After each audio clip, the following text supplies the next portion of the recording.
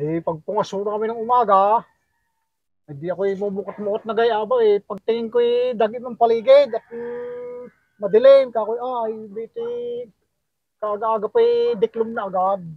Yun eh, sabi daw, eh, nabalitaan namin, pumusngat palang Bulkan Taal.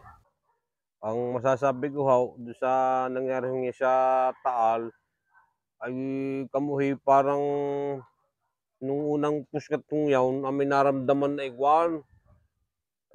Para bagang dagain na alas 7 ni parang madaling pang kapaligiran.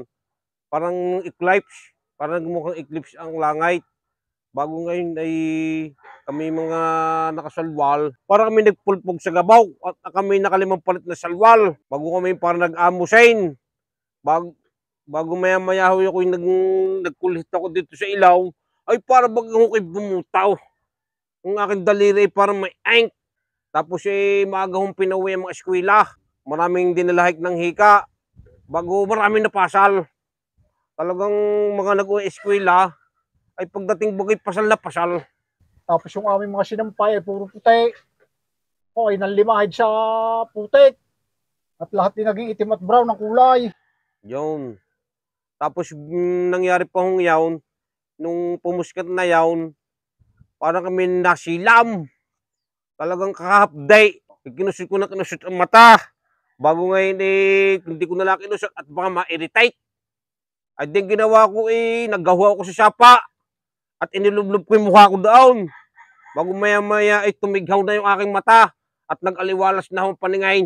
Ang maipayo namin sa aming mga kanayot, mga kabarangay dito sa nangyaring pagpuskat ng Taal, ay magpandong ho kayo ng ilaw.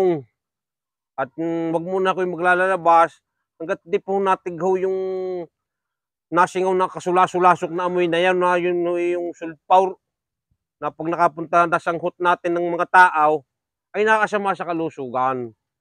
Kaya lagi ko kayo magpapandaw ng inyong mga ilaw at magsara kayo mga bintana at ang inyong mga tilaw, inyong mga ibabaging mga parilaw at yung mga pandong ng mga tangkal para hindi makaamoy inyong mga manok at baka mapistay. So, doon sa mga baka, ay di ka ako ipagsisilaw at ibili ng face mask sa mga bakat kambing at nang hindi rin makalanghap ng Yung nakakasulasok na amoy na yan at baka mga matay mga hayop.